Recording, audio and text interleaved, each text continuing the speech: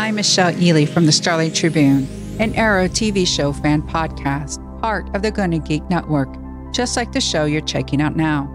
Shows on the network are individually owned, and opinions expressed may not reflect others. Find other amazing geeky shows at GonnaGeekNetwork.com. Stand by for a brand new episode of All Things Good and Nerdy.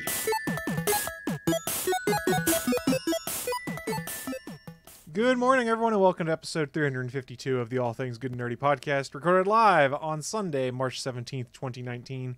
If you were watching the live stream, you saw me screw up and hit the wrong button as we transitioned into the intros, so you got like a half-second glimpse of me going, oh shit, as I looked over and realized what I did. So, congratulations. It's the perils of live internet broadcasting. Huzzah!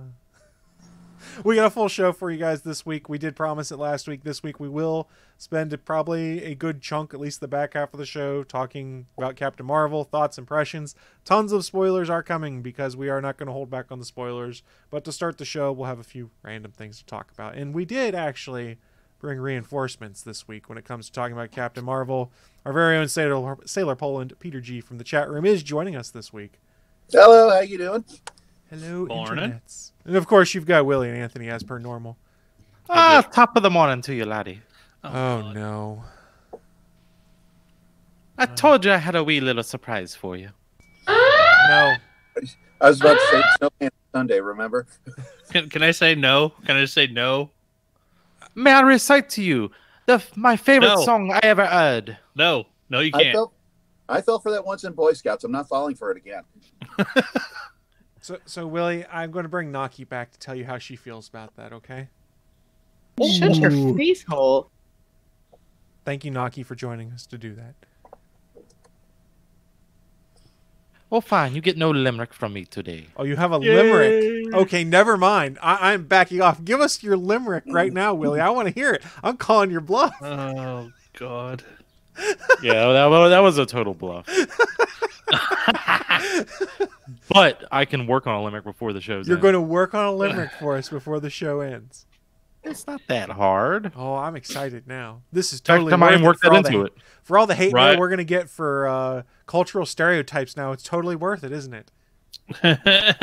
Rhyme Master Willie. And you can send that hate mail to js@gonnageek.com. He still wants to take all the hate mail that anyone wants. So js@gonnageek.com. That's nice of him. Yeah, good old John Sebastian. He's here to help us out still. I'm never going to get that hate mail, am I? Well, no, because it all goes to JS now, not you. It never went to me. And I don't even get any hate mail for Clueless Willie not coming in. I just keep forgetting about Clueless Willie, to be honest. Me too. All right, so because Willie is clueless. Before we get into things, how are things going, guys? What's new? What's the good word? Love, death, and robots. That's words. That's words, yeah. That is the good words.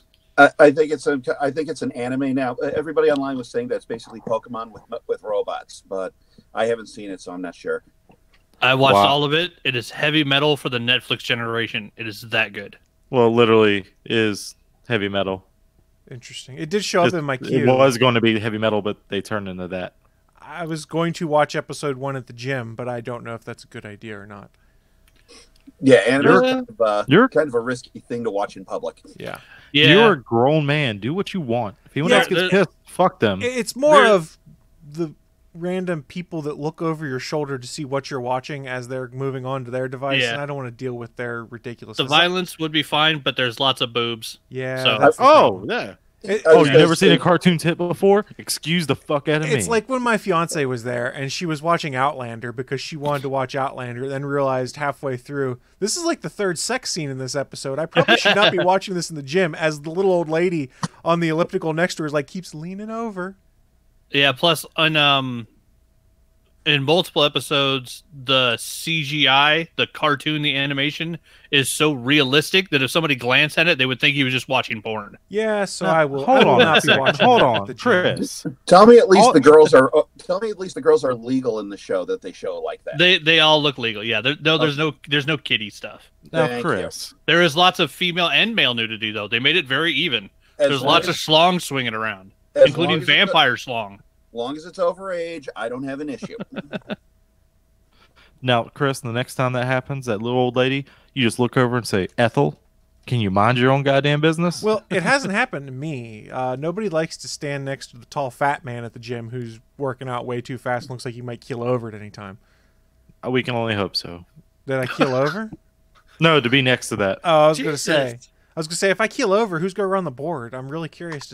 This is. If you keel over, the show dies. I wasn't necessarily referring to Chris. I know, man. I was meant in general. I'm going to take a week off and let you guys run the board. It'll be great. Just how that happened. General. How that worked. A random person. I can export all my templates out of Streamlabs. It's no big deal. I did it once. Do you want me to do that? I don't think your internet could support the upload to Twitch on top of your upload for this show. Yeah, exactly. Yeah, exactly. Trying to watch Willie put the show together with baling wire and tape would not be fun. Well, I mean, it'd be a clusterfuck in and of itself, which would be entertaining. Well, that's true if you were actually watching him do it. You just go to willycam.com. You can see it for yourself. willycam.com. Yeah, let's see what that brings up. Is that the camera that Steven Drew put in his house? I'm trying to get us the hate mail by sending people to what is probably a porn site for the purpose of a joke. That's true. It's always a porn site, whatever it is. It's a porn. Everything's porn. Yeah, check out Tub Girl sometime. Oh. No. Probably shouldn't. Meatspin.com. There you go. Why don't we just send them to Church of Fudge while we're at it, Willie?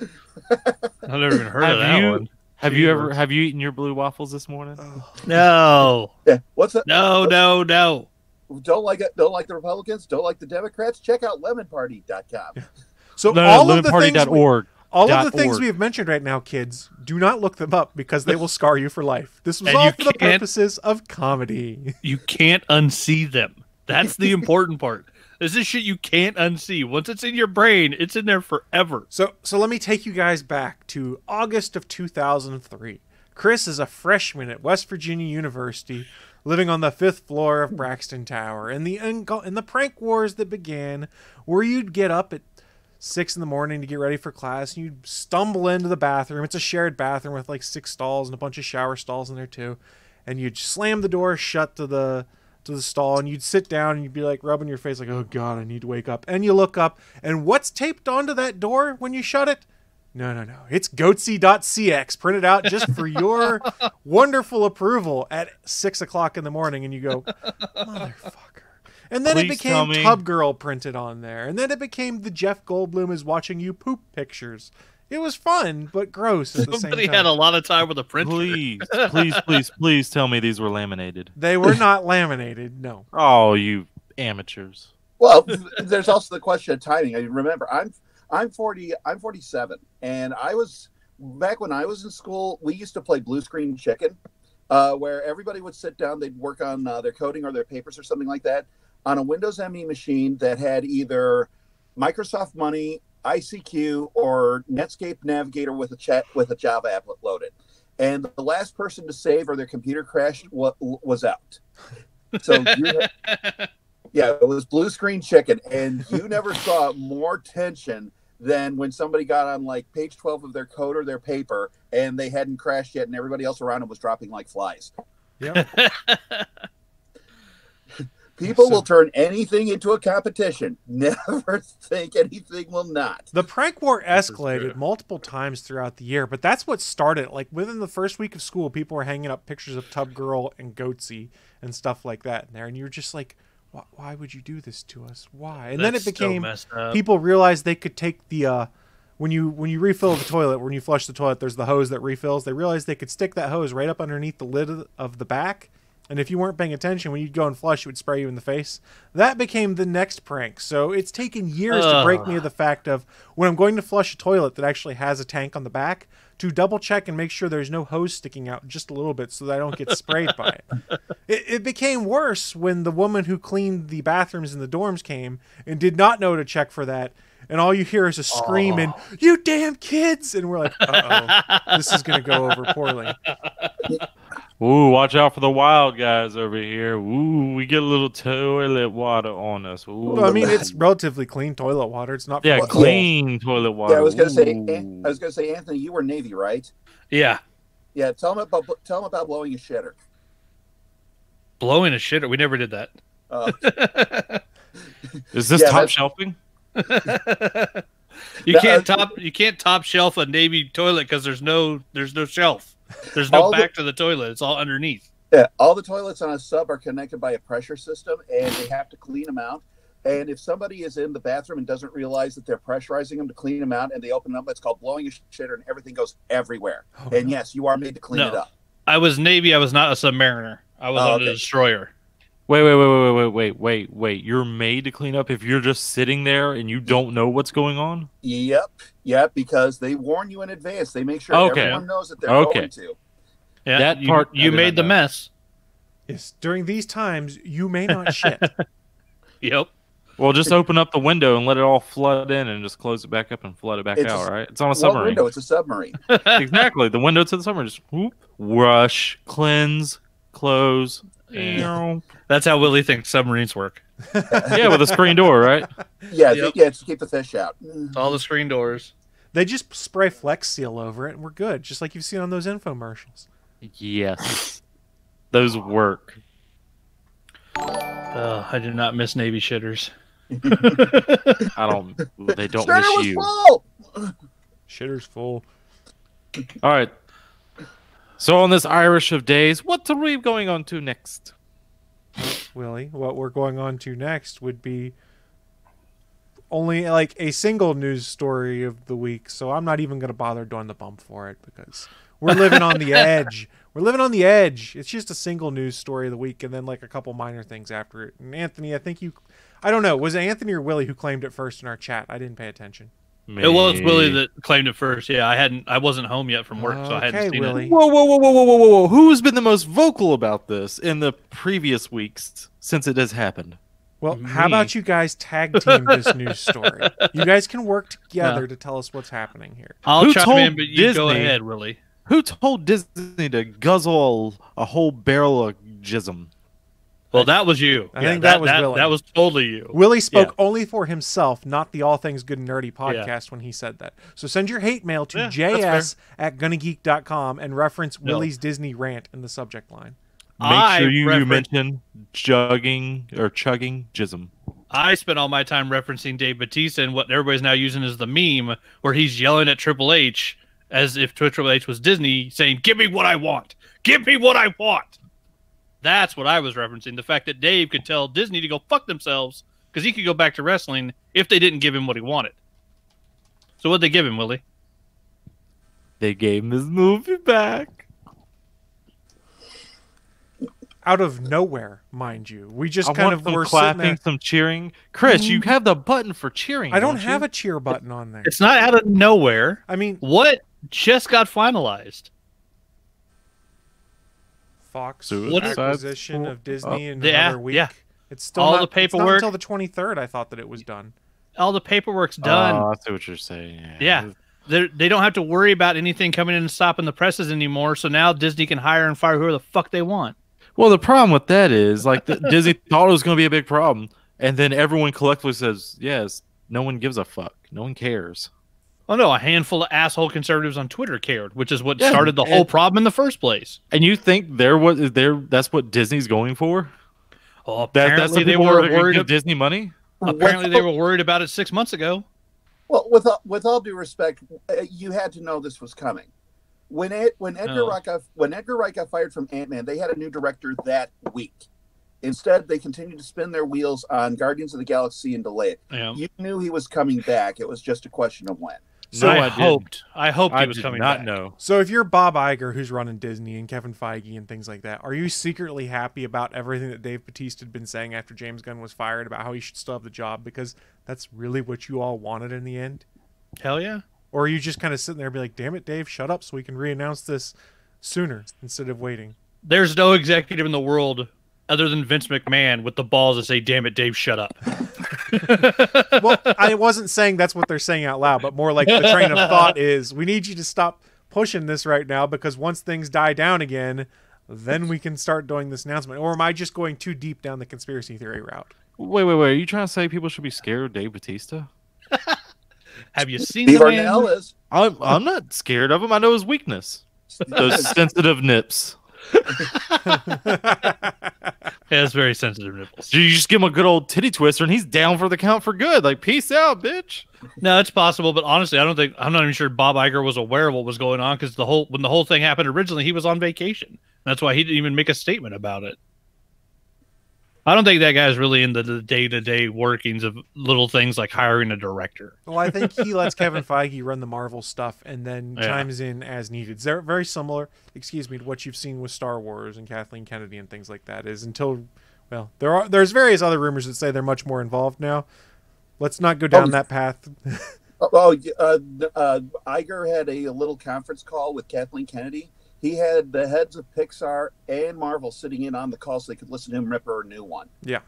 So, yeah, she's kind of on the bubble right now. She needs 9 to be a hit. And we've heard nothing about 9. Just on a side note, I mean, literally nothing. I'm assuming the first trailers with Endgame.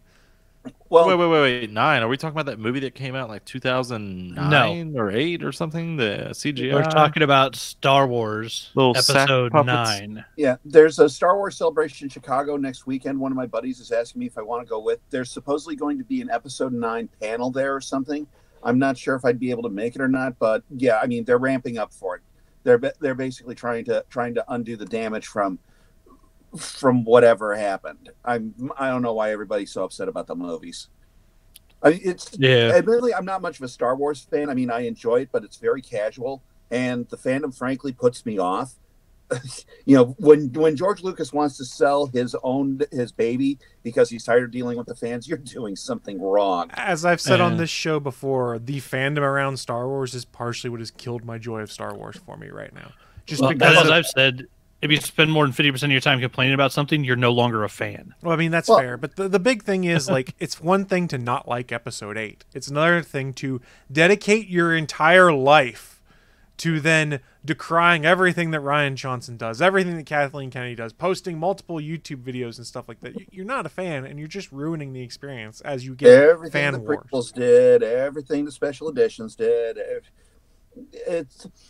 Fandoms have really. There's people who keep saying fandoms aren't toxic. We're just real fans. It's like, remember, I watched the My Little Pony Friendship is Magic, so I saw the rise of the bronies. This is no kidding. There was a brony who was going around saying that friendship is magic is actually a metaphor for white pride, showing that there's nothing wrong with it. Yeah, because all the architecture of the buildings is based on German villages and stuff like that. He was actually saying that it shows there's nothing wrong with being white. I'm like, it's a cartoon about candy-colored ponies, you idiot. How are you reading this into this? Wow. Yeah, I've kind of gone off fandoms. It's every time I see something, I'm having a good time. It's like, do I really want to? I mean, there are some. From what I understand, the Mario fandom is really nice. I understand that I'm not a fan of Littlest Pet Shop, but that apparently has a very nice fandom. But a lot of them, it's like any kind of time you get a social group, a hierarchy will evolve with people trying to demonstrate that they're the more authentic fans, and that's where it all starts going downhill. And it's a good one, the Supernatural fan base, because they're mostly female and they enjoy that show, and that show's fun as hell. Yeah, remember when I saw the clip from when the guys from Supernatural found their fanfic in the show. They do know we're brothers, right? Yep. Yeah.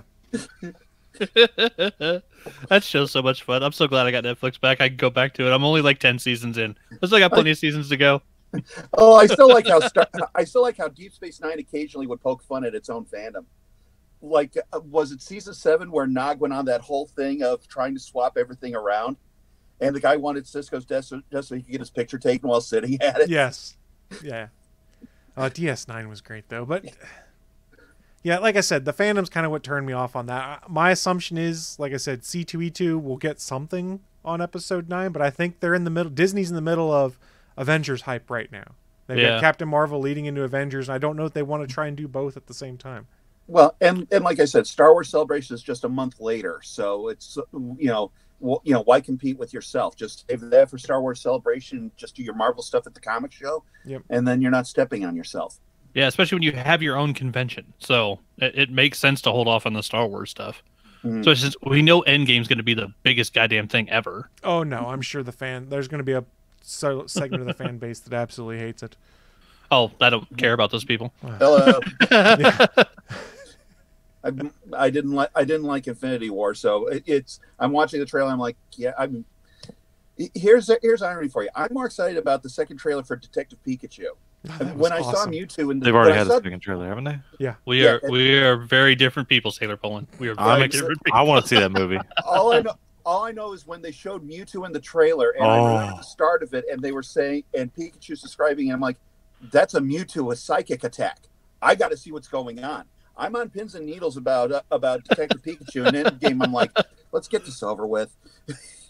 And I could care less about Detective Pikachu, and I am psyched to see freaking the two captains fighting together with fucking Thor and Chris Evans shaved again. Yeah, Avengers 4. Let's wrap this mother up.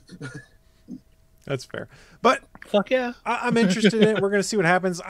The tie us back to what we were originally talking about was that James Gunn, like we said, re-signed. We went down on a tangent. The big thing is though, he will be doing Suicide Squad 2 or reboot or whatever the hell it actually is for Warner first before he does do Guardians. But now the interesting thing is, with the Fox acquisition going through in about a week officially, he's got access to Galactus, Annihilus, all sorts of other stuff they never had before. And if they're really truly committed to wanting this next phase to focus a lot on the cosmic side of things, it should be interesting.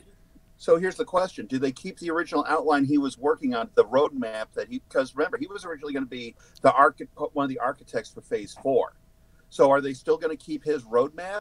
And if so, what does that mean about the Doctor Strange sequel? Because that's supposed to come out before all this. Is it just going to be a placeholder, or is it going to somehow fold into whatever it was he was working on? Well, so I bet whatever I bet whatever the massive story points are, he'll probably keep those. But now that he has access to those other things, he might be throwing in more Easter eggs.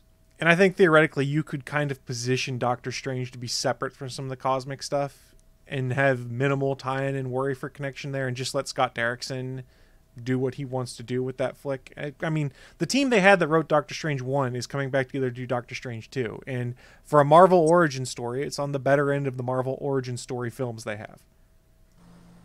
Yeah, what's awesome is that it's the exact same origin story as Iron Man. Well, he's basically Iron Man in these new phases. I mean, look at how they position the character. He's their Iron Man. It's just magic instead of tech. Yeah. Yeah, it is kind of awesome that all that ended up really happening was that James Gunn got another movie to direct in the meantime. And a big payout. And yeah, he'll get a big payday. Well, and James Gunn also did the smart thing when Disney made their choice, which was he said, hey, Disney's made a decision here. I respect the fact that they've done that. I've enjoyed my time working for them. He didn't go and scorch the earth because he probably knew that, hey, this is going to blow over eventually. I've got a shot to get this back. And if I remember correctly, he's been off Twitter since the event happened, and he put out one tweet yesterday basically saying thanks for giving me my job back and a chance to keep working on being a better person. Mm-hmm. Yeah. Hey, who was the only cool person to come out of Watergate? G. Gordon Liddy. Why? He kept his mouth shut. It seems like such a simple thing. So congratulations to James Gunn, and congratulations to a lot of the fans, because the thing is, the fans almost universally rallied behind him and were upset by it and were backing him and saying, look, he's taking responsibility for dumb jokes he made when he was younger left on Twitter. They're just dumb jokes. It's not like he meant seriously, pedophilia is great, blah, blah. Oh, someone's going to clip that now. But he regardless, worked for Trauma at the time. Yeah. He worked for Trauma at the time, and all they do is try to build up, that's their shtick. It's shock jock tactics. That's what it was. So I'm happy to see that James Gunn got his job back, because again, we weren't really sure what they were going to do with it. And I think the best reaction I saw to it was Taika Waititi that quoted the tweet from Deadline and says, "Wait, I thought I was supposed to do this," and or something to that effect. James Gunn's last tweet was from July 19th, 2018, where he did his 5-point thing about what happened, and then his newest tweet since then is March 15th, basically saying that he's grateful to the people that supported him. I mean, if you were James Gunn, you would probably get off on Twitter too if that was the controversy that lost you what is arguably one of your jobs that's going to make you the most famous in the grand scheme of things. It wasn't a bad idea.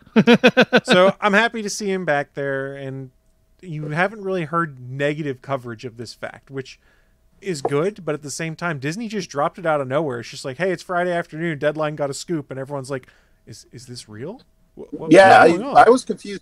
I was confused too, because I mean, it's not even showing up majorly on my news feeds or anything like that. It's like the worst kept secret. It's like, oh, everybody pretty much already knew.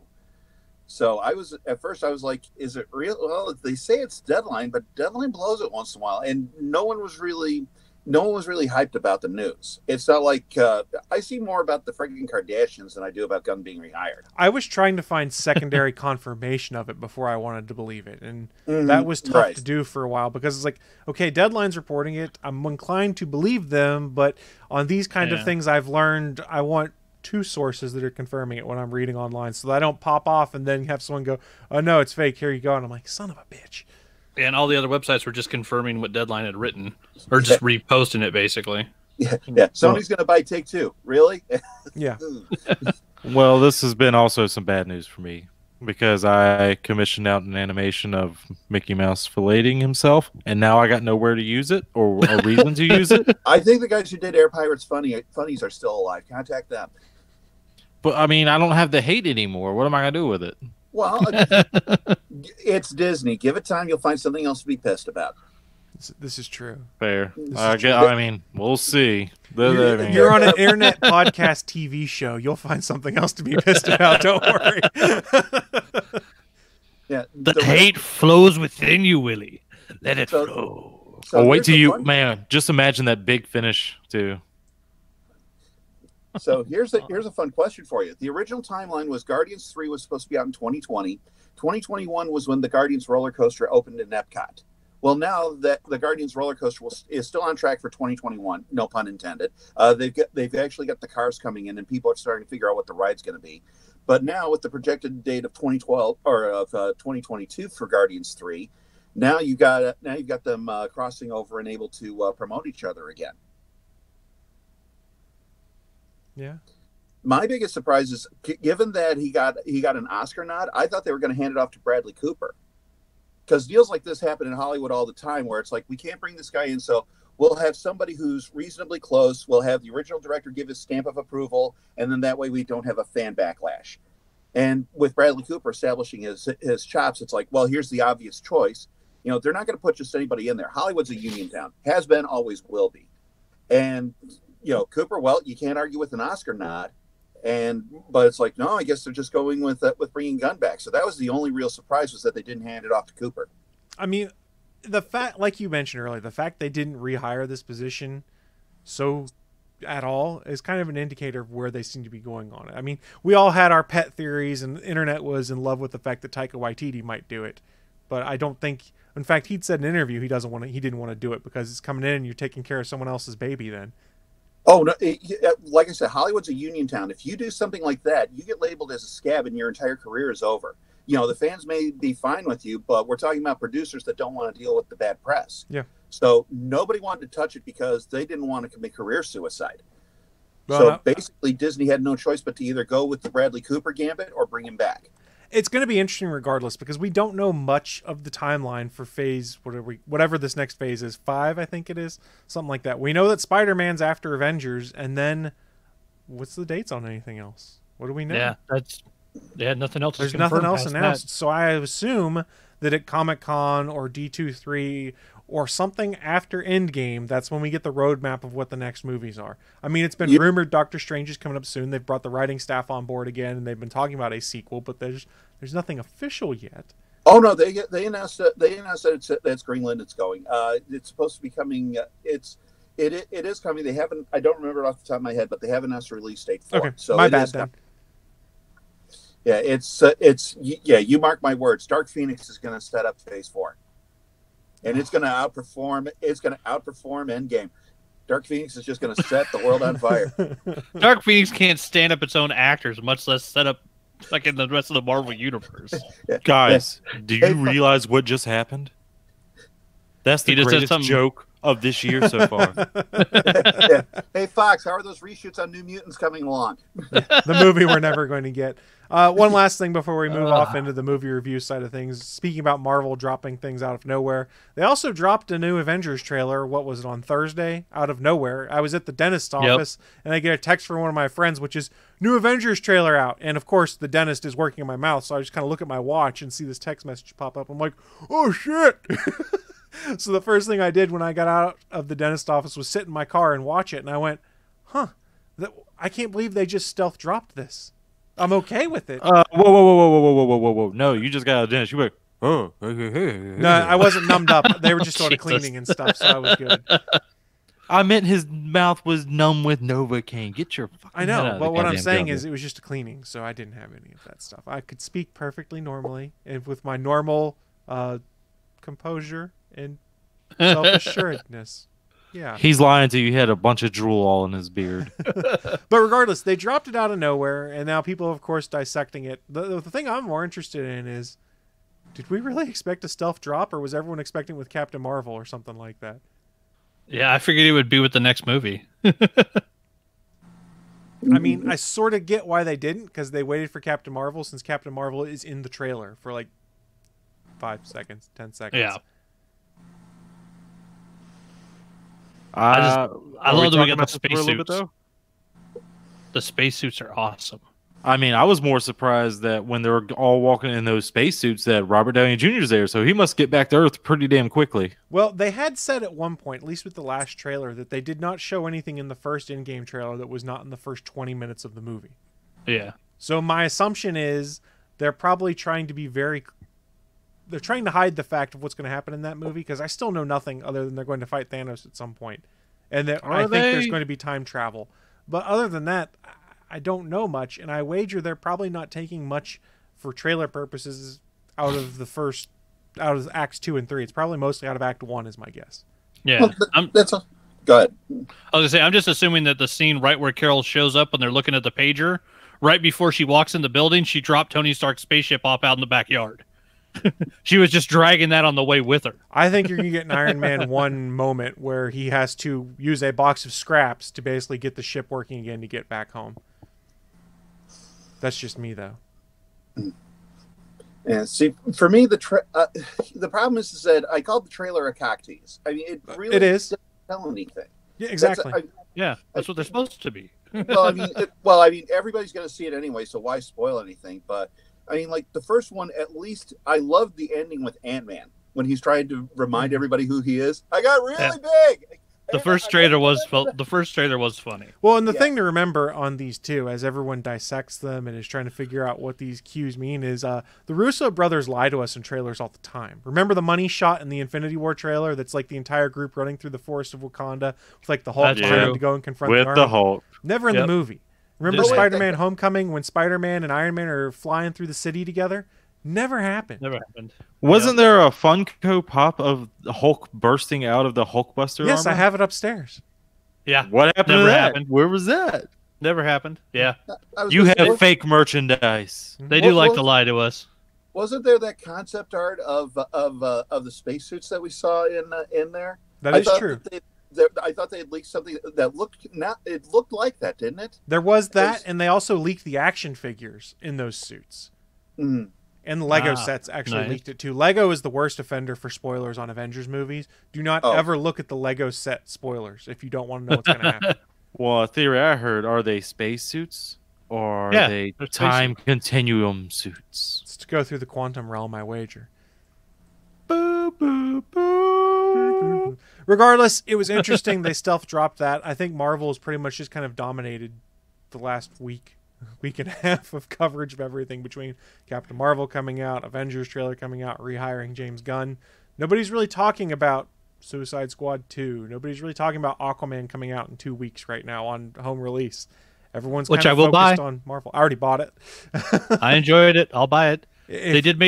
DC did have the little news that Grant Morrison is possibly writing a new Flash movie with Ezra Miller. Yeah. But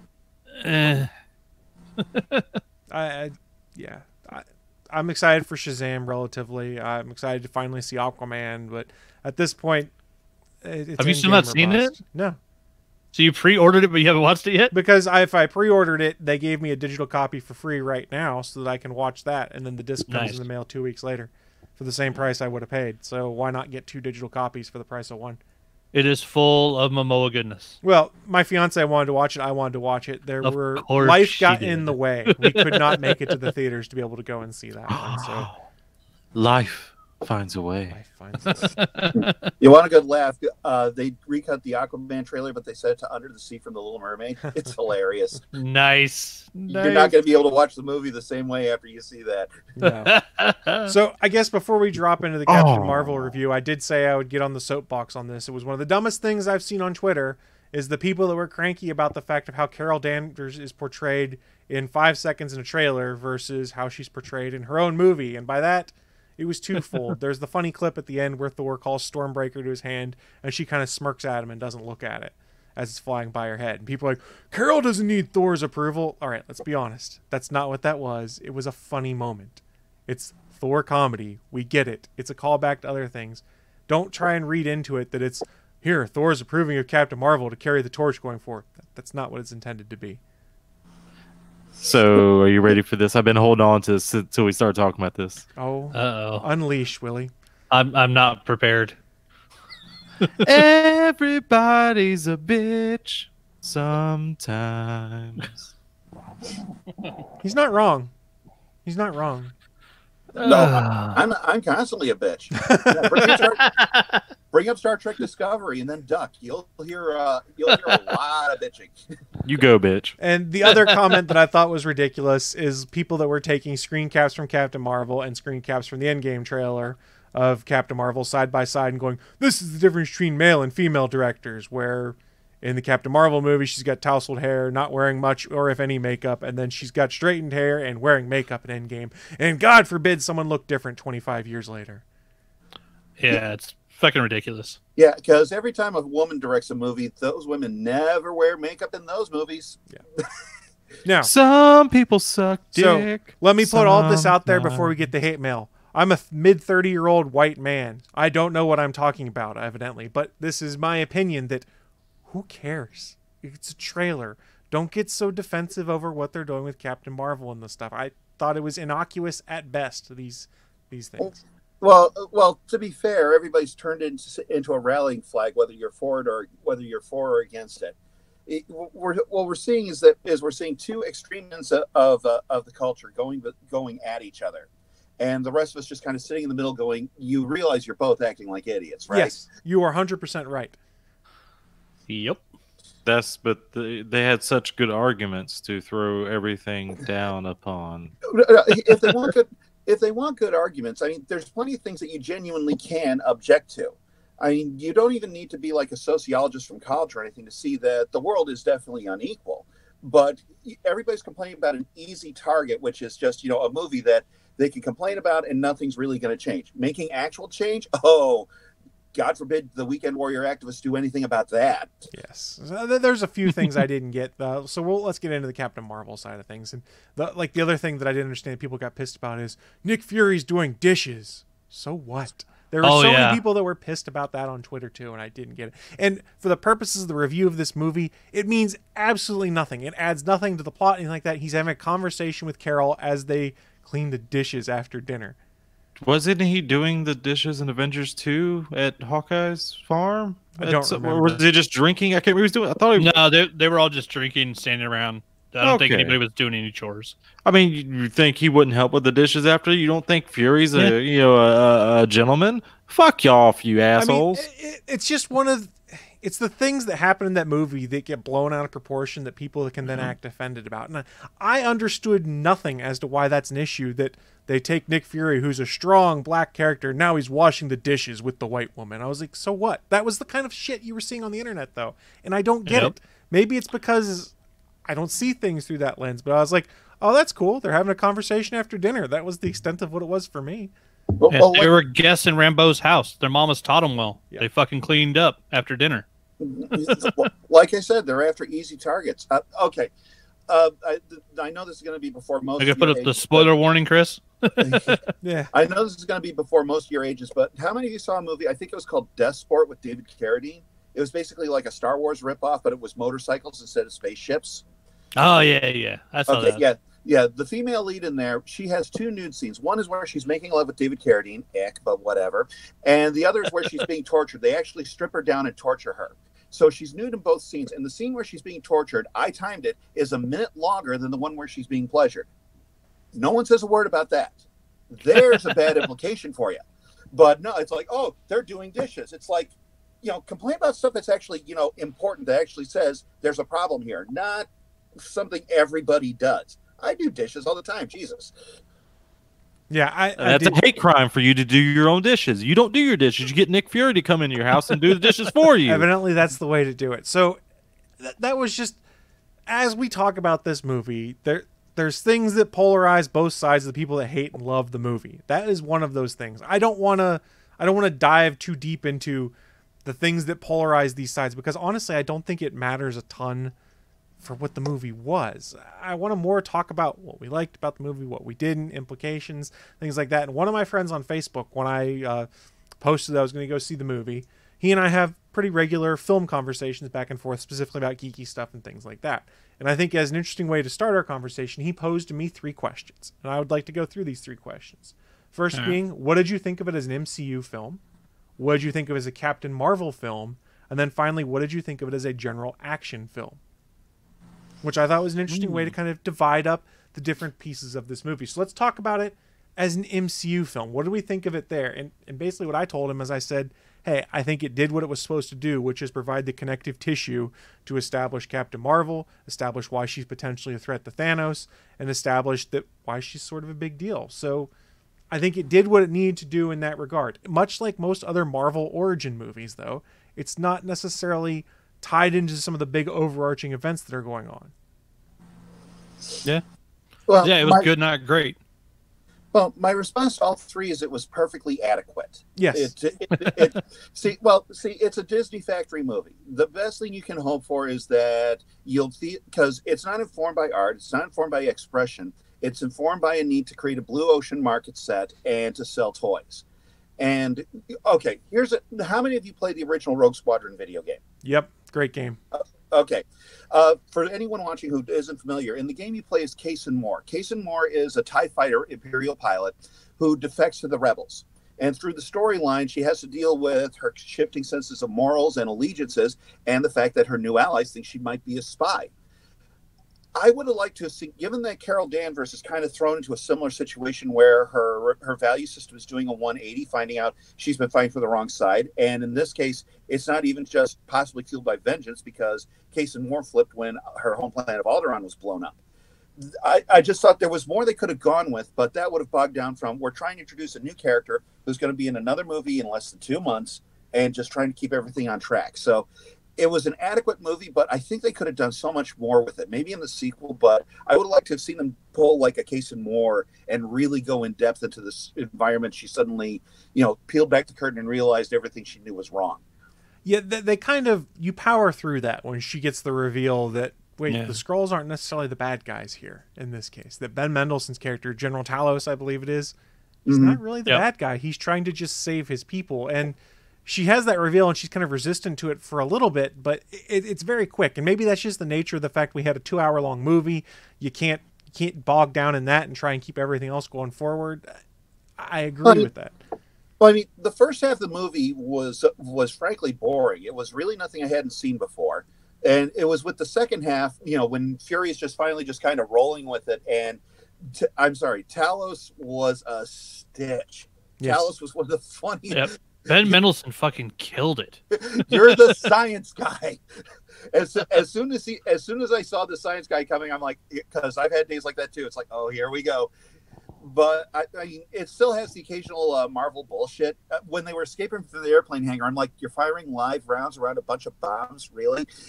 But with the second half, when the characters finally settle in, it's like that's when the movie gets good. And I wanted to kiss the little girl with her logic of, you're passing up a chance to go into space, really? Yeah. It's like, yes, the Lego movie. Spaceship. Yeah, the kid was definitely awesome. Yeah, and also as an MCU movie, it did the other thing it needed to do was introduce another alien species besides the Kree and give us more backstory to the actual galactic storyline that's been going on. I want more Talos stuff. That's honestly what I came out of that way. And he's alive, so you've got the potential for that. I think it's interesting that after this movie, a lot of people were theorizing, oh, we know the Skrulls are involved. Does that mean we're going to get Secret Invasion?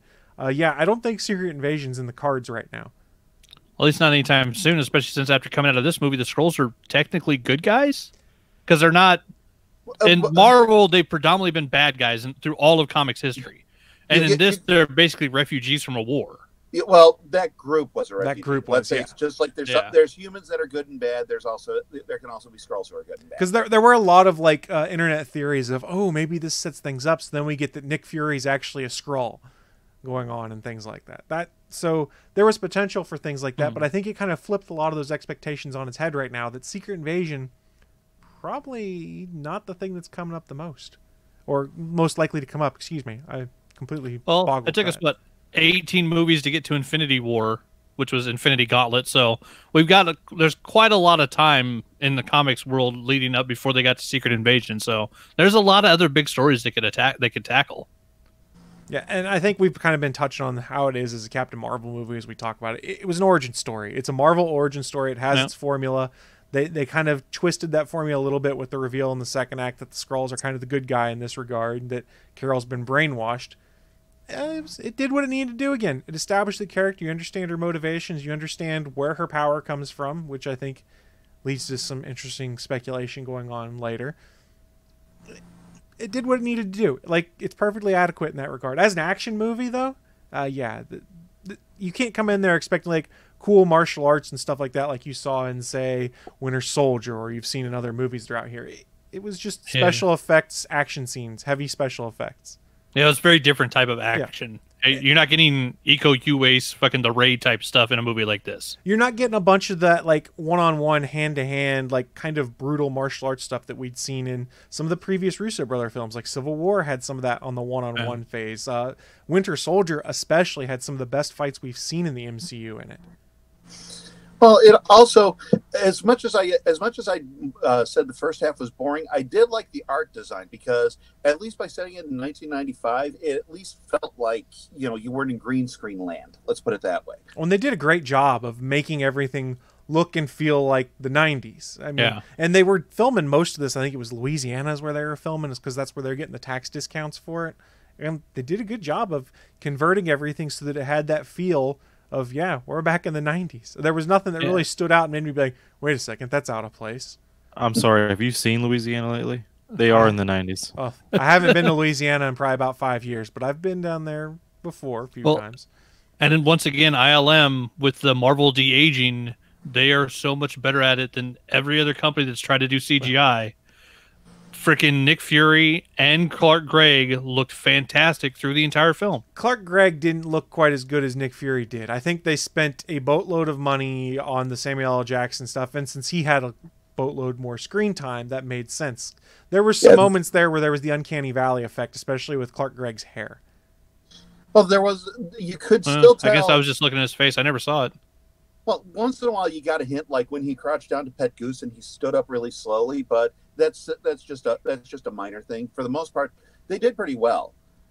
I still give a big thumbs up to Brie Larson for her line when she gets the shield cap, when she points out your super secret organization puts its logo on everything. Yeah. Yep. There were people who thought it was a cheap shot, but I've said the same thing watching Agents of S.H.I.E.L.D., so I was just like, cheers. Yeah. I think all the fans of Agents of S.H.I.E.L.D. have said that watching Agents of S.H.I.E.L.D. How you guys a spy organization? Your logo's on fucking everything. It's on your coffee cups. It's on your friggin' planes. Yeah, it's on your planes. So this plane had a bar, Coulson. All I'm going back to is that first episode of Agents of S.H.I.E.L.D. It had a bar. It had a bar. Yeah, if anything, the weirdest thing I thought about the movie was how everybody seemed to be working around Captain Marvel instead of her being more directly involved. Because you see Fury taking a lot of action. She just kind of shows up when the plot needs to be moved along, like blasting the hole in the door and that.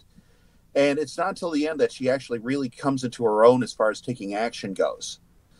So, like I said, it was an adequate movie, and I know what their restrictions were because you can't overwhelm the audience.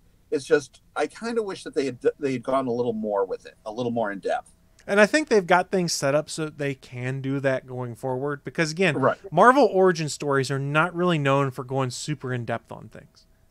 It's just the nature of what it is. Because by being an origin, they've got to keep things moving along to get to that final stage where they can be folded into the rest of the big picture. I think that's the problem they've always had outside of potentially Iron Man, because there were no expectations for how that was all going to fold in after that. Yeah, it's like I said, they could easily pull a case in Moore showing her, dealing with, Talos and everything and trying to deal with her new belief system. So the sequel, assuming they set it immediately after the events of the first movie, pulling of Guardians Volume 2, it could really, really be a fantastic movie. Mm-hmm.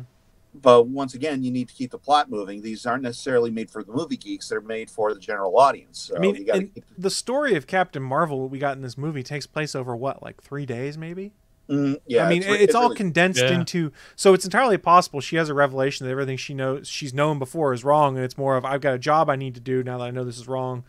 Let's take care of it. And then you have the fallout after that, when you've been like, holy shit, I can't believe that all of this fell apart. And you actually have to deal with the fact that, okay, I lost my memory because of this. I was manipulated by people. I fought on the wrong side of things. And then it all comes together and you're like, son of a bitch. Well, you got to figure, that space flight away from Earth to take the scrolls out to find somewhere to stay. That's probably the first time she's had to stop and think for a while. So a little bit of reflection time during, a couple of light years of space travel. So I also have to say, I knew they were going to do it, but I enjoyed how they kept playing with the expectations of how / if Fury'd get the eye patch in this movie. The fact that it was a flirkin, I can't believe that's how they went with it. I thought it was delightful, and I love the fact at the end that it's the flirkin that causes it to happen, and maybe and Nick Fury's not telling anyone that it's the fake cat, basically, that he's been calling up to, that got pissed and swiped him in the face, and that's why his eyes got... I just want to know where Goose is now. I mean, we know where he was in 1995, but where is he now? I'm sorry, do you not know the lifespan of a flirkin? It's pretty small. He's dead. Goose is dead. I didn't know that. Goose is dead. Don't give away Top Gun spoilers, Willie. Jeez. You're welcome. I set you up for that, you sumbitch. You're well. Thank you so much.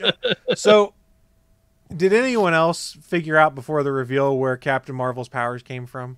Or was it just me when they showed the core explode and I went, oh, it's that blue effect. Must be the Tesseract. Well, before you get on that, my question is, why did the Tesseract just all of a sudden make her part Kree? Well, no, they I'm did bleeding that blue afterwards. now. That's right. Yeah, the Tesseract wasn't in there. It was still on the chest. Right. The Tesseract powered the Lightspeed engine, and when it blew up, gave her powers. And then the Kree gave her Yon-Rogg gave her a blood transfusion. Jude Law gave her a blood transfusion to keep her alive. That's what made her part Kree. Yeah. So any human can just become Kree blood. Well, we sort of saw that in Agents of S.H.I.E.L.D. when it was the Kree biology that brought Coulson back to life and left markers in his blood. We're all descendants from the Kree. Yeah. Wait, that was Kree technology? Well, because with Coulson, that brought Coulson back. Yeah, that was Kree technology. Yeah, well, because think about it. If she hadn't changed, it was just like a blood transfusion. Then eventually her bone marrow would start creating red blood again, and she would have red blood instead of green again. So yeah, it's a mutagen. Let's put it that way. Yep. Yeah, basically, it's like the Kree's DNA overpowers the human. It's stronger. I'm trying to remember back to season 1 of Agents of S.H.I.E.L.D. Where did they get the Kree technology? They got Kree blood from a Kree body. I can't remember where it had come from. I think the implication now is it might have come from Captain Marvel movie. But they've had it for a while. That's right. They had a Kree on ice or whatever, and then used the blood. Something that S.H.I.E.L.D. had that they've been experimenting with. Because there have been no Kree till then. They had it in the freezer behind the Otter Pops. No, but in all seriousness, did any of you guys figure out the Tesseract MacGuffin before they revealed it? I didn't. Probably right before it. I was like, they're mentioning something about something that will move them really fast. Oh, is it going to be? Yeah, it is. I mean, I liked the fact they did that. There's all these timelines you're seeing people try and build of where the Tesseract was and what all happened with it, yada, yada, yada, between its reveal and Captain America First Avenger to now, and you can go and break those things down. But I think the fact that it was the Tesseract that gave her powers kind of gives you lends credence to the statement that Kevin Feige made of she's very powerful, and you'll know why. Yeah. I mean, arguably it's an Infinity Gem, much like powered the Vision and much like powered the Scarlet Witch, that was responsible for her powers. Well, for me, there's a slight problem with Captain Marvel because she's one of the characters I'm least familiar with, other than her involvement with Rogue, because Rogue is one of my favorite characters of all time. Mm-hmm. And I think most X-Men fans, the most that we know about Carol Danvers is that she lost her powers to Rogue. Right. Lost or just kind of got some? Originally lost in the comics. Oh, okay. She was in a coma. Yeah, became binary for a while, and Magneto chose Rogue over her to survive. Yeah. Yeah, Carol Danvers has had power sets 4 times in the comics, 4 or 5. Something like that. Yeah. It's. I know she's been in the Marvel cartoons and stuff like that, but I still know very, very little about her, other than she's basically Superman that can fire force bolts out of her hands like the GoBots do. So it's weird because she may be the most powerful character, but to me, she's still kind of a cipher. You know, you can know about like Captain Marvel or Captain America and Spider-Man stuff through osmosis. They're everywhere in culture. You can figure out who they are without ever seeing a movie. Whereas with her, it's like she's still kind of an unknown quantity. And Kelly Sue DeConnick's working on that. That's why she has the Carol cores, and they're building up the fan base. But yeah, it's not a character that has been huge the way some of the other ones have for a very long time. My sincerest hope is that in Endgame, we get a little bit of rivalry between her and Captain America for no other reason than he was Army and she's Air Force. And there's always a rivalry between the branches, no matter what. And I think you could get some interesting rivalry between her and Thor, and more of like on a friendly basis. I think could be interesting. Yeah, the 2 competing space gods. Yeah. I'm sorry. We always know what the best team is. I mean, it's just the National Guard. Avengers. The National Guard. They're better than all of them. Oh. Willie, you can go kill yourself now. Just go ahead. We won't stop you. That's what Iron Man's there. He's in the National Guard. I mean, but they established Tony Stark is pretty much a weekend warrior. Yeah. Thank you. They established the fact her powers come from the Chair Force. Her powers come from the Tesseract, which makes her powerful, like we were saying. And everyone else who was powered by an Infinity Gem is dead. The only person you could argue that's probably of comparable power level at this point, and we're going to go into one of those nerd arguments where you're like, I think this guy is powerful because here's why. I would argue would be Thor, because he wields a weapon that would kill anyone else to use, that stood up to a blast from a fully powered Infinity Gauntlet and took no damage. Yeah, that is a hell of an axe he's got now. Yeah, so his power plus Stormbreaker would argue to make him super powerful. So they've got 2 big heavy hitters ready for Endgame, and I would assume based off the Captain Marvel post-credits scene that Captain Marvel shows up fairly soon within Endgame, probably within the first act, I would wager. I would give the first 5 minutes. Seems like it. Ant-Man shows up, and then she shows up. I think Somewhere in the she's first before 5 to Ant-Man. 10, Steve still has to shave, so... Well, Fair enough. She'll have to show up before Ant-Man, because when Ant-Man's trying to get in the gate, you know, he's clearly not there. Otherwise, he would have been with them as they were going over the pager. So, no, because when the snapped happened, he was still in the Quantum Realm. Right. Yeah. Basically, I'm saying that chances are he'll show up at the headquarters, or he'll show up at the headquarters after she does, because otherwise we would have seen him with the group when Captain. Oh yeah, when she appears. Mm-hmm. So yeah, he'll probably come after she does. And quick question, back to the previous thing. Where was Rhodes at? What was he with? He's Air Force. Well, there you go. Yeah, he's Chair Force. Don't make jokes like that. He's paralyzed. That's not cool. Not anymore. That is a little less funny now that he broke his spine. Poor Rhodey. Fuck it. He's still flying around a war machine. He ain't mad. Yeah. Well, didn't he walk in the? Didn't he walk at the end of? He's got prosthetics that Tony made for him, I think. Yeah, Tony made him exo legs basically. Yeah. That could stand him up, even though his spine didn't work. Because they showed those in Infinity War also. Yeah, that's when we get the Tony Stank line. So are you Tony Stank? Yes. So he's basically Ray from Archer. Yeah, pretty much. Remember when Kree gave him the robot legs and made him do the goose step around? This isn't funny. Who said it was funny? I did. So Captain Marvel, final thoughts for me. Solid movie, did what it needed to do. I'm curious to see where they go with it next. I enjoyed it. There's still a part of me that, as much as I liked it, I was like, man, I really wish Katie Sackhoff had been Captain Marvel still, because that would have been awesome. I know why they went the younger route, and I know why they went the more established actor route. I understand that. But I still, part of me goes, man, I wish Katie Sackhoff had the chance. Yeah, she would have been awesome. Yeah. That chick is so good at everything she does.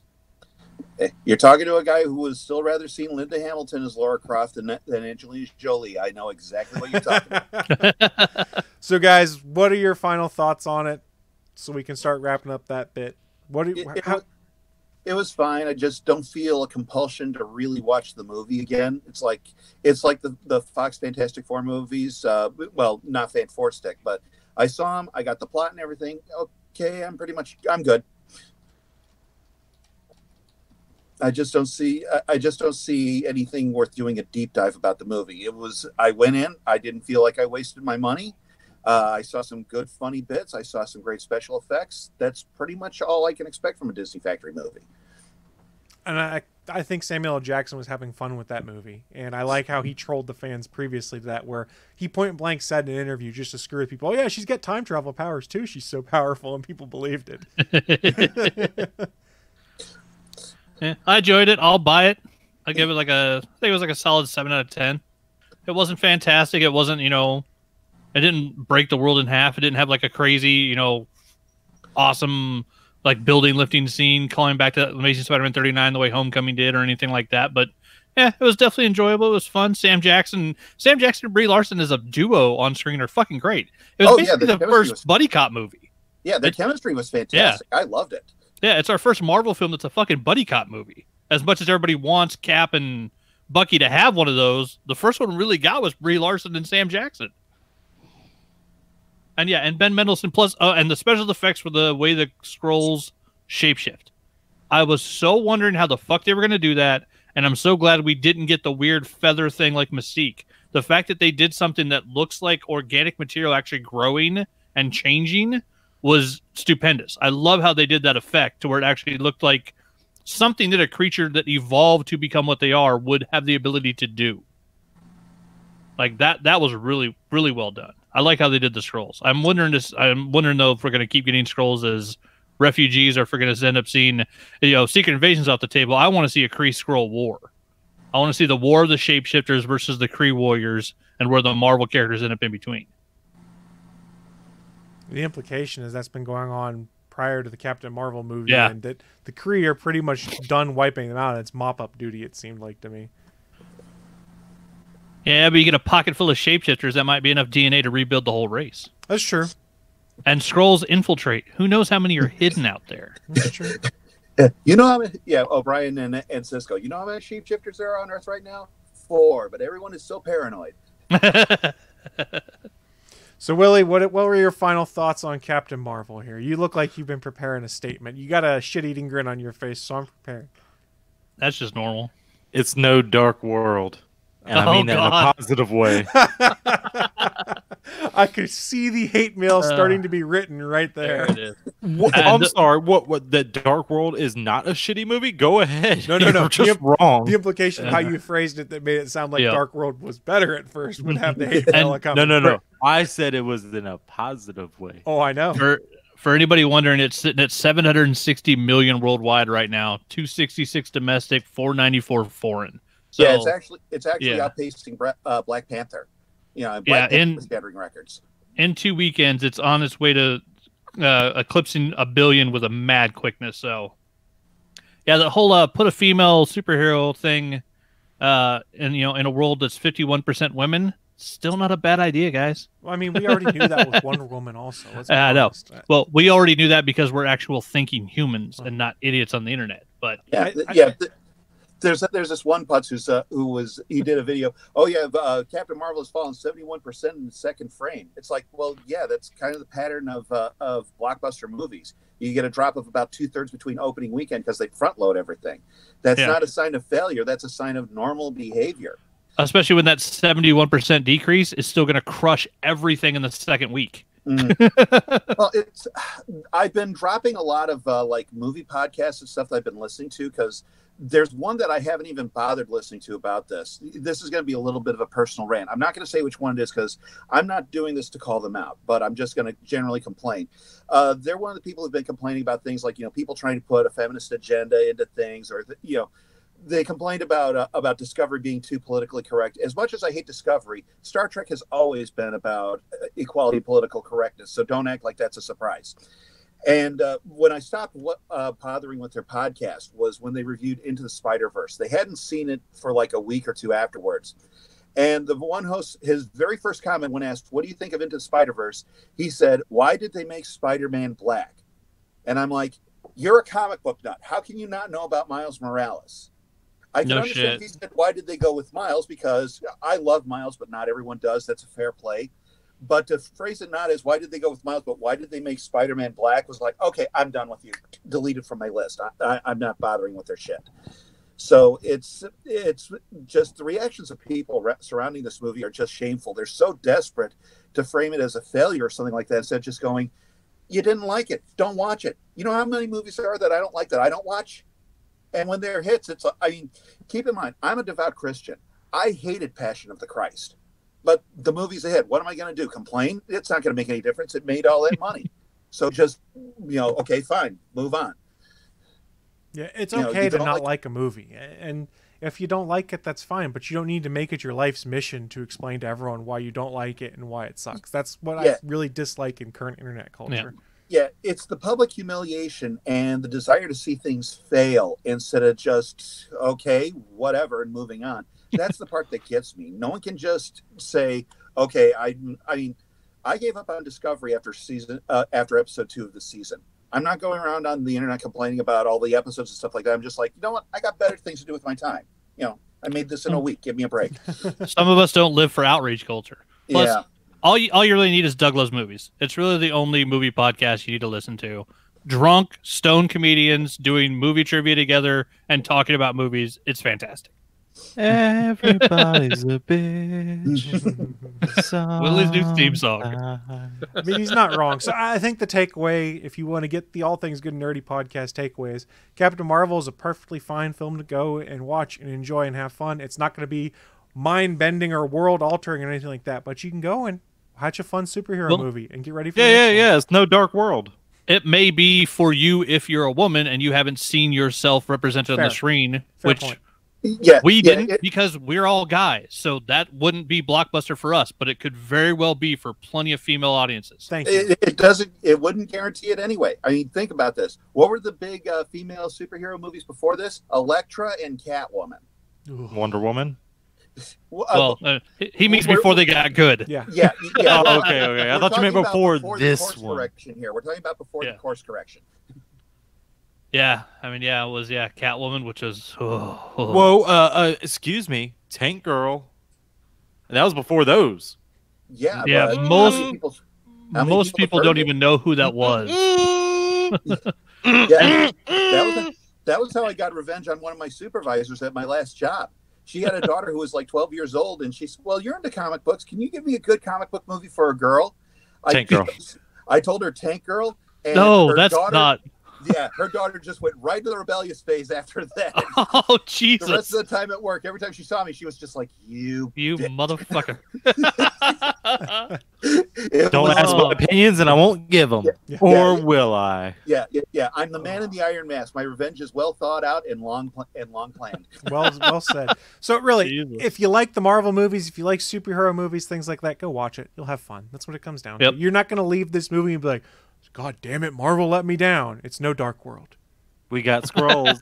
You guys want scrolls? We got the scrolls. We got them scrolls. Talos alone is worth the price of admission. That is true. That's true. I mean, Ben Mendelsohn did great. I'm sure we're one of many podcasts out there that are reviewing Captain Marvel, giving our thoughts and impressions on it. Hell, I know we're one of many on the Gonna Geek Network. Why I bring that up? Because I like to remind you guys that the All Things Good Nerdy podcast is in fact part of the Gonna Geek Network. There's 20 plus different shows on the network that cover a variety of topics, be it general geek culture, specific television shows, movie analysis, all sorts of things. And before we go into the promo read, I did want to say welcome aboard to the Neuro Nerds who just joined this last Monday, our latest addition to the Gonna Geek Network. We have all sorts of stuff. But, Willie, what show are we talking about specifically this week? What are we pointing people towards? This was here, and it was still none. Yeah, it says, none. No. You're in the wrong show notes then. I went to the right one. I did the thing. The I ATGN did. Oh, that's 352? right. I know what I did. I did it the first time, but it kept all the show note before it, so it didn't go to the thing. So I was going to read none. None. It's one of your favorite shows. Willie says he did the thing, but he didn't do the thing. Willie likes to call these guys by a slightly different name than what their actual name is. This week, I'm going to be talking about Daddy-O Podcast. For you layman's, that's Dad-I-O. Episode 33, Dad Shorts. Number 1, Ryan's Circuit Bending Drum Machine. This week, Andrew and Ryan take things in a bit of a different direction, while they are both hard at work doing renovation projects at their homes. Due to some unforeseen scheduling conflicts, they have not been able to get together to record a proper episode. So for the next couple releases, they will be releasing some Dad Shorts.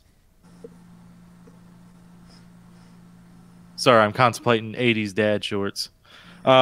Quick stories about things they are working on or sharing funny family stories.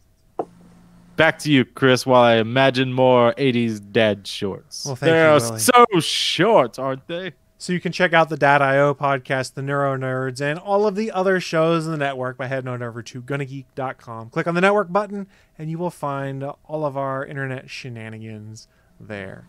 That being said, it is time for us to start wrapping things up. We are going a bit long today, so we're going to power through this final segment fairly quickly. It's a little bit called What I'm Into. It's our chance to share with you guys who are watching live or listening at a later date just what kind of geeky and nerdy things we've been getting into in the last week, so that maybe, just maybe, you'll want to check them out yourselves. Let's kick things off to our guest first. Sailor Poland, what have you been getting into, sir? Next weekend is C2E2, so I'm going to be covering that for Bleeding Cool. I'm going to be doing interviews and stuff like that, and also I'm going to be going there in my cosplay and stuff like that. This is actually going to be the first year where I can actually have a different outfit each day, so it's really an interesting quest. So yeah, this Blue Lantern, that's going to be Friday. I'm wearing it because I always test out my outfits first to make sure they're comfortable and you can wear them all day. And you'll notice that this isn't spandex; it's like a flannel flight suit. Got pockets on the inside for my cell phone and my money. Good luck getting those pickpockets. And it's got pockets on the side. It's Chicago. You got to pay attention to that stuff. Saturday, I'm going to wear my Rei Ayanami flight suit, and then Sunday is going to be my Asuka. Asuka's one of my favorite. I hated Evangelion, but Asuka's one of my favorite characters. So I'll be doing that, and then afterwards I'll be recuperating. Then it's going to be back into the usual swing of things. But C2E2 is they're going to have 2 more voice actors from Sailor Moon there. For those of you who haven't seen my animation channel, I made a Sailor Moon game for the Atari 2600 just so that I could get as many signatures on it as I could. I'm currently up to 12 on one of them and 10 on the other because a couple of people couldn't sign them both. So whatever's on the smaller one is on the bigger one. But this is potentially 14 signatures I can have on this one game, and I am going for it. Nice. Are we gonna talk about how you already, for one, you gave spoilers for Friday. Thank you. I didn't know what you were gonna wear. Now I do. That. And, well, this way you can pull out your Green Lantern cosplay because remember Will is hope is nothing without Will to enact it. I'm right All here. will be well. Yeah, I am Will. Willie has a great Gnort costume. I would actually pay money to see him as Gnort. I don't remember which one Gnort was. Was that the fish guy? No, that was the dog guy. I thought that was he was Michael the Clark furriest Duncan. Green Lantern I could think of. Oh, no, dog. Kilowog, not dog. He looks like Kilowog. a dog. No, he's Kilowog not a looks dog. kind of like a. It looks like a pug. Yeah, but You Kilowog, wouldn't say that to his face. Yeah, Kilowog and Gnort are not the same. I will go to Michael Clark Duncan's grave and I will say it to his grave's face. You're Gnort. Just deal with it. I'll take it. Sure, Google whatever. it. I'm Harry. You're Oso constantly Feo. Googling things in the middle of the show But anyway. two, Google it. But two, you missed the opportunity to be a Green Lantern since it is St. Patty's Day. Well, I noticed that, but at the same time, my cosplay closet has a lot of like black colors in it and stuff like that, like my Sequest uniform and my Starfleet uniform. Yeah. And blue's my favorite color. It could be that pesky water sign thing, but it's like, it was the week, I was bored, and so I started working on this. So, yes, I forgot about St. Patty's Day, but I'm not a drinker anyway, so it kind of flies by me to begin with. Well, I can't really blame you because I forgot it was St. Patty's Day too. So, yeah, when we showed up here this morning, I forgot. Yeah, my eyes are green. That's good enough for me. He's clear then. He's clear. Yeah, I'm maybe a quarter Irish, so by blood, I'm covered for St. Patrick's Day. I don't have to do anything else really. I love potatoes. Does that make me anything? Makes you no, weird. Because authentic What? Irish, you got to love cabbage. Oh, There was actually a recipe for a cabbage cocktail online.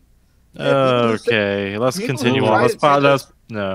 People by who try this. to say it's very good, but then again, that could just be the booze talking. So Yeah. Cabbage cocktail. Yikes. Yeah, well, hey, I mean, let's face it. It's a country with things like haggis. What do you expect? That's true. You're gonna This have even all kinds sounds of- nasty. Haggis. Hey, you want some haggis? Yeah, when the McRibs come out, and I'm like, I can't wait to have a McRib. It's like, do you know what's in a McRib? I said, dude, our ancestors ate meat they just killed with a rock. I'm not going to get hung up on a McRib. Well, I know what's in hot dogs, and I still eat them, so I ain't afraid of a fucking McRib. Oh, hot dogs are okay. Federal government, if they put the alternate meats in there, they have to list it on the package. And manufacturers fear sticker shock if people see that. So it's all good stuff in there. The one you want to avoid is the Libby's potted meat food product. Ooh. That's where the stuff that even the dog food won't take winds up in. Well, I remember at Trimmings. Food Lion, the weirdest thing in the potted meat section would be pork brains. Yeah. Yeah, Yeah. hot dogs are Who buys this? I don't think I've ever checked anyone out and said, "Ooh, pork brains. What you using it for?" I don't know. These are weird people people. who are really desperate.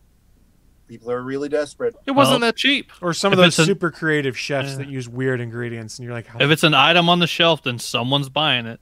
Yeah, sauerkraut juice. Mm, I still have no clue sauerkraut. what that shit is for. Not the sauerkraut, just the juice.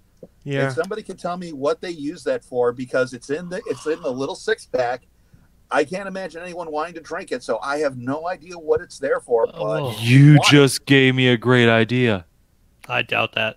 I need to start just making a 6-pack of cans of pickle juice. Oh, my mouth's watering out of the tastiness. All right, then. So I'll go next then. I'm Ugh. going to try and distract from that. Yeah, what kind of weird pickle drinks juice. are you into? So really, no weird drinks right now. But I did notice on Friday when I got home from work that the back half of season 5 of Arrested Development was available on Netflix. I only got to watch the first episode of it because my fiance is out of town this weekend and we watched it together. But yeah, it's more Arrested Development, so enjoy it while you can because I doubt we're getting any more if that's your jam. What else have I been watching on Netflix? I'm still watching a little bit of Broadchurch on Netflix when I'm at the gym, or Blue Mountain State because I just need dumb comedy, and that's one of my favorite go-to dumb comedies. I haven't really been getting into a ton. I haven't had time to play a bunch of video games or anything like that. However, for our anniversary, my fiance got me the Captain America Marvel Legends 1-to-1 scale replica shield. I finally got that hung up on my wall last week. And how I did that is there's the 2 straps for the arm on the shield. I took a wooden dowel, cut it down so it could sit between those 2 straps, and put 2 heavy-duty command strip hooks on the wall, and it's hanging off of that. So it does the job. The shield by itself is 7 pounds heavy because it's only plastic, and those are each rated to hold 7.5 pounds. So I don't expect it'll be coming down off of the wall. I also, because we all know I love prop replicas and statues and things like that, I pulled the trigger and bought a couple I'd had my eye on before. It's by a company called Iron Studios, which I didn't have a ton of awareness on until Sideshow Collectibles brought them to my attention. I got their 1-to-10 scale replica of War Machine from Captain America Civil War, and it's really cool. But arguably the cooler one I got was the 1/10 scale replica of Thor from Avengers Infinity War with Stormbreaker swinging it around. And for something so small, they do such a good job of making it look like Chris Hemsworth, and the way it's painted and sculpted, it just looks really cool. So if you want to see those for yourself, I didn't bring the pictures so that I could throw them on screen, but they are up on my Instagram, and I think I tweeted them also. So you can find them. Just go to Instagram or Twitter at @TheChrisFarrell, and you'll find them there. These guys make some incredible stuff. I started going through their other stuff that's coming soon for the Infinity War things, and their Doctor Strange is amazing looking. Their Hulkbuster armor looks really cool, although I did not particularly care for the Iron Spider or Iron Man statues. It just looked a little weird to me. But Iron Studios out of Brazil, they make some incredible looking stuff, and I will probably end up buying some more of it. If your jam is Frank Miller's The Dark Knight, they did recreate the iconic cover of him and Carrie Kelly Robin as a statue, and it is also amazing, and it's only $180, which for statues, not terrible. So yeah, really like those, and if I remember, I will tweet some additional pictures out or put them on my Instagram so people can see them. Go check them out for yourselves, or just go to ironstudiosus.com, I think is their website, and you can just browse all of the stuff they've made and be like, how the hell do you make a 1 to 10 scale replica of something that looks that good? It's incredible, the talent that these guys have. I have no artistic skill, so whenever I see artistic things, it blows my mind. That's what I've been doing. All while poor Zachary Levi is seeing Smush Face toys as Shazam. Have you seen those on his Instagram? Yes, I saw those, but they're super bendy. They are bendy. What do you been getting into? Man? It's very similar to Plastic Man. It really Not is. quite. Anthony, what have you been getting into, sir? Anthem, lots of Anthem. I'm playing the hell out of the game. I found a new glitch. I finished getting my 3,000 reputation points for all 3 factions in the game, and for that, I unlocked 2 achievements. Because one of the achievements didn't fucking unlock on my PlayStation 4. So even though I'm now working on the Champion of Tarsus progression chart, where you're trying to get, I think it's 150,000 points for all the factions combined now, I have that as an open ability that I'm working on in the game. But then when I go to my trophy list in PS4, I have the Sentinel achievement unlocked, and I have the Freelancer achievement unlocked. And even though I've completed the 3,000 points, the Arcanist one didn't fucking unlock. So apparently that trophy is bugged. But yeah, there's still lots of problems with Anthem and lots of people complaining about it. But it's still fun as fuck. It's the best Iron Man game that's ever been made, and I enjoy the hell out of it. And I finally built my I got my 4th. I had the Colossus unlocked a while ago, but I finally took the time and built up. I did my 4th New Warriors suit. So I did a Colossus based on Nova. So I ended up with 4 different javelins, all 4 based on New Warriors characters. So I now have my team of 4. And then now I've started building my new set of 4, which is going to be the 4 Horsemen of the Apocalypse. I built a Colossus based on War. And then I got to do Famine, Pestilence, and Death now. But yeah, those have been fun, just building mechs. Like, you can literally just spend an hour just building a mech in that game, and it's fun as hell. I took the time to DC Online Universe, or whatever the fuck it's called. They're doing a free thing right now. If you sign up and do an account, not have to pay for anything, but just to make an account, they're showing the first 3 pilots for free finally. So you can watch Titans, Doom Patrol, and Young Justice Outsiders. And I actually took the time, watched all 3 of those this weekend. And I'd have to say I'm not very overwhelmed with Titans or Young Justice. It was just kind of a starter to the new big story. And Young Justice is a great cartoon, so it looks like where they're going is cool. But they didn't get much done in the first episode. Titans was just kind of eh.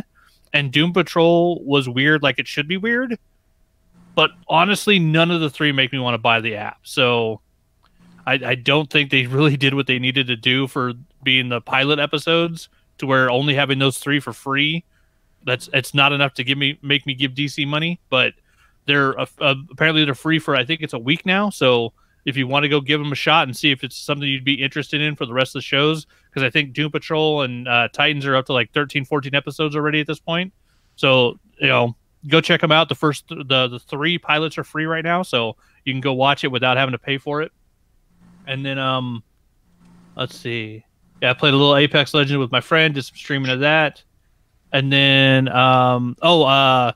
been catching up on my Netflix stuff. I watched all of Punisher season 2.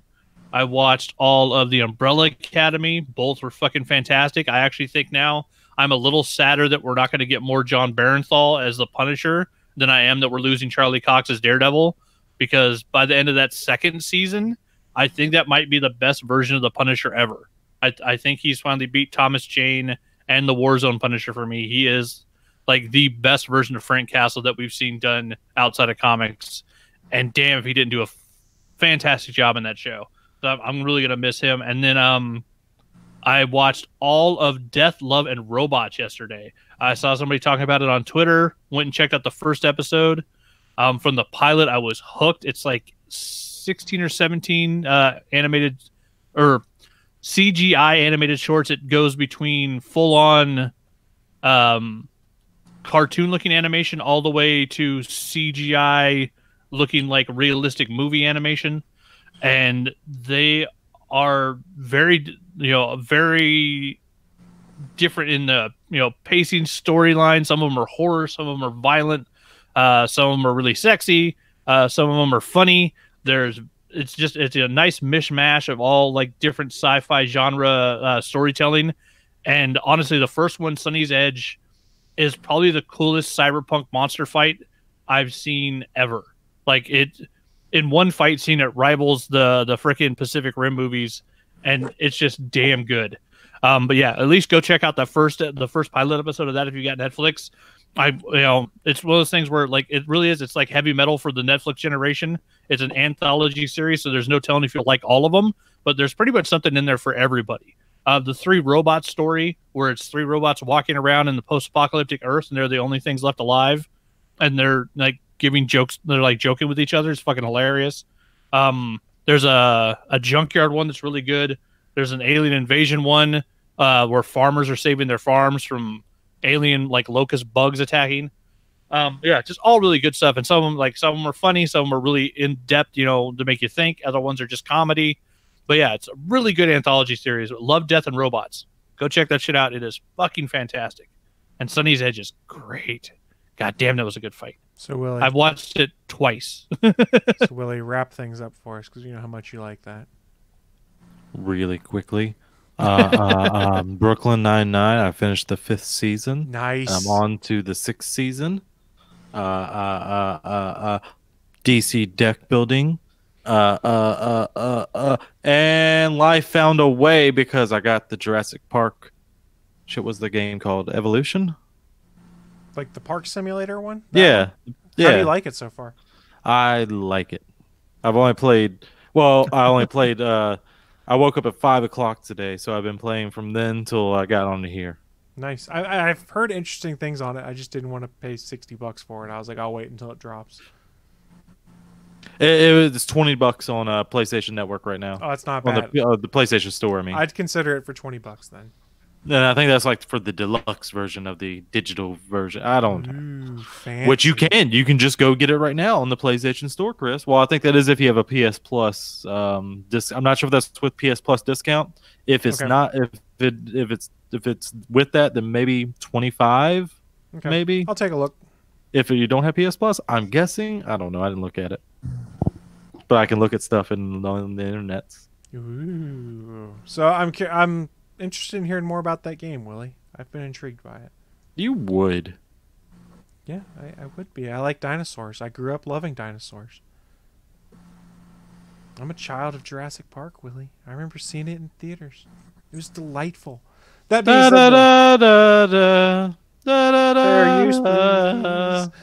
said, it is time for us to start wrapping things up as Willie sits there and hums a ditty for you all. But before we shut this thing down, Sailor Poland, where can folks find you online? Well, you can go to YouTube and you can type in Sign to More Animation Studios, and you can find my channel there where you'll find things like the Klingon stand-up comedian. You'll find my Sailor Moon fanboy video where I talk about my quest to get my video games signed, and things like the Herman Crab cartoon series, which is about ocean conservation, and just all kinds of animated goodness there. Nice. Well, thank you. And thank you for joining us today to come talk Captain Marvel and all of our other crazy nerdery. Sounds good. I'm glad I was able to be part of it. And for all of you guys that were watching live, thank you so much for joining us today over on Geeks.live. That is the official streaming home of the Gonna Geek Network. We do this every Sunday live at 11 a.m. Eastern, 10 a.m. Central. And we're also on Twitch and a few other places. Don't forget, there's a bunch of other live content on the Gonna Geek Network. If you're on geeks.live right now, scroll down to the bottom of the page. You will see the calendar of upcoming events. I believe the next episode that is showing there is Legends of S.H.I.E.L.D. later this evening. And then you can always come back tomorrow night at 8:45 p.m. Eastern Time for the official GonnaGeek.com show. That being said, we are going to shut this thing down. You guys have any final thoughts before I pull the plug, though? Love, Death, and Robots. Yes, I found out Jurassic World Evolution, the full game on the PlayStation Store right now, without PS Plus savings, it looks like, is $17.49, and for the deluxe is $19.24. So pay less than $2 extra, you get the digital deluxe version. And I still have credit from when I owned my PS3 on the PlayStation Store I need to burn, so I might be buying that today. Yeah. Dinosaurs. And I'm pretty sure I'm still... some of that was money they had to pay out for some legal settlement that they just paid out as PlayStation Store credit too that I forgot about from when I owned my PS3. So looks like Chris is getting another game he doesn't have time to play, guys. It's a problem. Well, luckily, you just got to play it for a little bit. You're done. That's true. So I'm going to get out of here. I'm going to play me some video games, and we will see you all next week. Bye, guys. Bye. Bye. Thanks for listening to this brand new episode of the All Things Good and Nerdy podcast. Don't forget, we'll be back next Sunday live at 11 a.m. Eastern, 10 a.m. Central over at live.atgnpodcast.com, channel 3 of the Alpha Geek radio app, and over at our network home at gonnageek.com/live.